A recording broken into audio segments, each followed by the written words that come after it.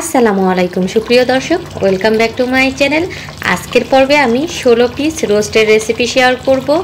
আর আজকের রেসিপিটা একদম ঘরোয়া উপকরণে বা খুবই সাধারণ কিছু উপকরণ দিয়ে তৈরি করে দেখাবো। আর যাই হোক, আমি এখানে সোনালী মুরগি নিয়ে নিয়েছি চারটা দিয়ে, মানে 16 পিস হয়েছে আর কি। প্রথমে আমি খুব ভালো করে এটাকে পরিষ্কার করে পানিটা ঝরিয়ে নিয়েছি। চেষ্টা করবেন এর মধ্যে, মুরগির মধ্যে যেন কোনো পানি না থাকে, তাহলে মশলা ম্যারিনেট করাটা খুবই সহজ হবে এবং মুরগির গায়ে বা চিকেনের গায়ে মশলাটা খুব ভালো করে লেগে থাকবে। প্রথমে আমি স্বাদ মতো লবণ, প্রায় এখানে 1 চা চামচ পরিমাণ উঁচু করে দিয়েছি লবণ, আর 1 চা চামচ উঁচু করে লাল মরিচের গুঁড়ো দিয়ে খুব ভালো করে চিকেনের গায়ে মেখে দিচ্ছি আর কি। এই কাজটা একটু সময় নিয়ে করবেন, যাতে প্রত্যেকটা চিকেনের গায়ের মধ্যে এরকম লবণ আর মরিচের গুঁড়াটা খুব ভালো করে লেগে যায় আর কি। আমার মনে হচ্ছিল যে মরিচের গুঁড়াটা একটু কম হয়েছে, আমি পরে আরও 1/2 চা চামচ পরিমাণ এখানে মরিচের গুঁড়ো অ্যাড করেছি। খুব ভালো করে এটা মিশিয়ে নিয়েছি ডলে ডলে। এরপরে এর মধ্যে আমি দিয়ে দিচ্ছি টক দই। টক দইটা এই পর্যায়ে খুব বেশি দিবেন না, তাহলে কিন্তু ভাজার সময় পুড়ে যায়। এজন্য আমি প্রায় এখানে আধা কাপ থেকে একটু কম পরিমাণে টক দই ব্যবহার করেছি। টক দইটাও খুব ভালো করে চিকেনের গায়ে মেখে দিচ্ছি আর কি। এখন এটাকে আমি সারা রাতের জন্য নর্মাল ফ্রিজে রেখে দেব। চেষ্টা করবেন অন্তত 3-4 ঘন্টা এভাবে মেখে রেখে দিতে, তাহলে কিন্তু চিকেনটা খেতে বা চিকেন রোস্টটা খেতে অনেক বেশি মজা হয়। আমি সকালে রান্না করেছিলাম, এজন্য সারা রাত এটাকে নর্মাল ফ্রিজে রেখে দিয়েছিলাম। আর এই তো সকালে ফিরে আসলাম, আমি একটা প্যানের মধ্যে তেল দিয়ে দিয়েছি। এখন চিকেনগুলো বা চিকেন রোস্টের যে পিসগুলো, সেগুলো আমি খুব ভালো করে ভেজে নেব। আর এতে এভাবে উল্টিয়ে পাল্টিয়ে আমি একটু লাল লাল করে ভেজে নিচ্ছি, নিয়ে এগুলো তুলে নিচ্ছি। আর এই তো পর্যায়ক্রমে একের পর এক আমি সবগুলো চিকেন কিন্তু এভাবেই ভেজে নিয়েছি। আঁচটা হাই হিটে রাখবেন না, নর্মাল যেমন মিডিয়াম টু লোয়ের মাঝামাঝি রেখে একটু সময় নিয়ে ভাজবেন, তাহলে খুব বেশি ভালো হবে। চিকেনের ভিতরটা একদম কুক হয়ে যাবে আর কি। যাই হোক, সবগুলো চিকেন আমার ভাজা হয়ে গিয়েছে। এখন একটা মশলা তৈরি করব। আমার প্রত্যেকটা চিকেনের পরিমাপটা ছিল প্রায় 700-800 গ্রামের মতো। সেই অনুযায়ী আমি রসুন আর আদাটা নিয়ে নিলাম। আর দিচ্ছি এখানে 1 মুঠ কিশমিশটা অবশ্যই ব্যবহার করবেন। এরপরে এর মধ্যে আমি দিয়ে দিচ্ছি উঁচু করে 1 টেবিল চামচ পরিমাণ জিরা গুঁড়ো। এরপরে স্বাদ মতো লাল মরিচের গুঁড়ো, প্রায় এখানে 1 চা চামচ পরিমাণ আছে আর কি।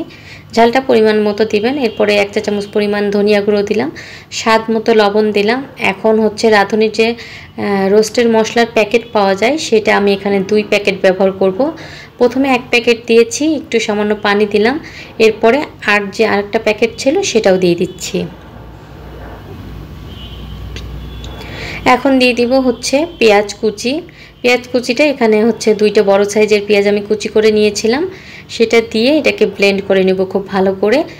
আর এদিকে চিকেনটা ভেজেছিলাম যে তেলে, সেই তেলের মধ্যে 1 কাপ পরিমাণ আমি পেঁয়াজ কুচি দিয়ে দিলাম। আর এই পেঁয়াজ কুচিটাকে খুব ভালো করে বাদামি করে ভেজে নিব। এই যে এরকম বেরেস্তা আকারে ভেজে নিতে হবে। এরপরে ওই যে পেস্টটা বা মশলাটা আমি ব্লেন্ড করে নিলাম, সেই মশলাটা এর মধ্যে পেঁয়াজ বেরেস্তার মধ্যে খুব ভালো করে দিয়ে মশলাটা কষিয়ে নিতে হবে। দেখুন মশলাটা ব্লেন্ড করার পরে কত সুন্দর কালার এসেছে। বাসায় একবার হলেও এই পদ্ধতিতে চিকেন রোস্টটা তৈরি করে দেখবেন, একদম দোকানের থেকেও খুবই মজা হয়। আপনি নিজেই অবাক হয়ে যাবেন যে আপনি একজন পাকা রাঁধুনি হয়ে গিয়েছেন।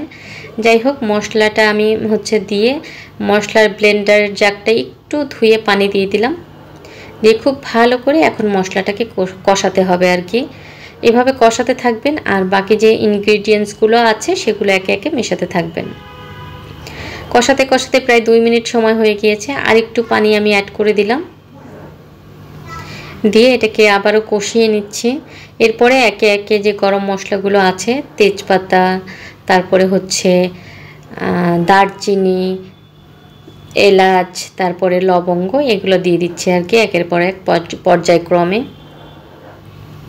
আসলে মশলার পরিমাণটা আপনি হচ্ছে চিকেনের উপর ডিপেন্ড করে, আপনি কয়টা চিকেন দিয়ে রোস্ট তৈরি করছেন। আমি এখানে 4টা দিয়ে করছি আর কি, এর জন্য মশলার পরিমাণটা একটু বেশি বেশি দিয়েছি আর কি। এখন আমি 3 টুকরা হচ্ছে দারচিনি দিয়ে দিলাম। আবারও খুব ভালো করে নেড়েচেড়ে মশলাটা কষাতে হবে। টোটাল মশলাটা আমি কিন্তু 7 মিনিট ধরে কষিয়ে নিয়েছি। এরপরে এর মধ্যে আমি দিয়ে দিচ্ছি হচ্ছে টক দই। প্রায় 1 কাপের মতো টক দই ব্যবহার করছি। টক দই দিয়ে মশলাটাকে আরও 2 মিনিট খুব ভালো করে কষিয়ে নিতে হবে।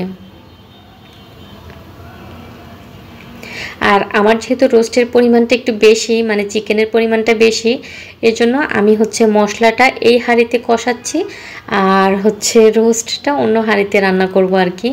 লবণটা এই পর্যায়ে আমি হচ্ছে অল্প ব্যবহার করেছি, যেহেতু চিকেনের মধ্যে লবণ দিয়েছিলাম আর কি। আর এই তো রোস্টগুলো দেখতেই পাচ্ছেন আমি অন্য একটা হাঁড়িতে নিয়ে নিয়েছি। আর এই মধ্যে ওই হাঁড়িটার মধ্যে আমি এই যে কষিয়ে রাখা মশলাটাও দিয়ে দিলাম। এখন এটাকে খুব ভালো করে নেড়েচেড়ে মশলার সঙ্গে চিকেনটাকে মিশিয়ে দিতে হবে আর কি। আসলে আপনারা কতটা টেস্টি করতে চান সেটা আপনাদের উপর নির্ভর করতেছে। আপনারা চাইলে এর মধ্যে কাজু বাদাম বাটা, আরও হচ্ছে চীনা বাদাম বাটা, এগুলোও কিন্তু ব্যবহার করতে পারবেন। তবে আমার বাসায় যা যা উপকরণ ছিল আমি সেগুলো দিয়ে রান্না করছি আর কি। আসলে বাসায় একটা পিকনিকের আয়োজন ছিল, আর সেজন্য এই 16 পিস মুরগি বা চিকেন রোস্ট রান্না করছি, ভাবলাম আপনাদের সঙ্গে শেয়ার করি। এখন ঢাকনা দিয়ে ঢেকে এটাকে আমি হচ্ছে কিছুক্ষণ পর পর ঢাকনা তুলে কষিয়ে নিব আর কি। দেখুন এখনই কতটা সুন্দর কালার এসেছে। আর এতে এভাবে আমি একটু খুব ভালো করে চিকেনটাকে নেড়ে চেড়ে দিচ্ছি।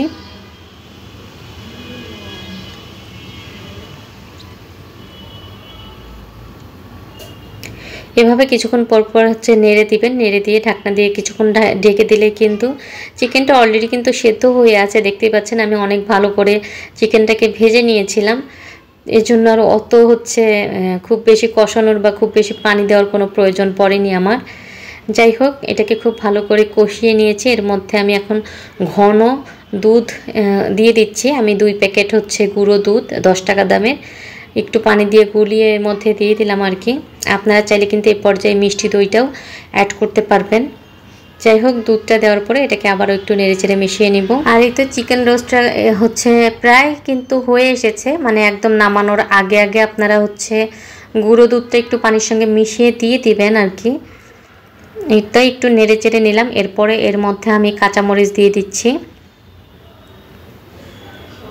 আপনারা এই পর্যায়ে লবণটা একটু চেক করে নেবেন।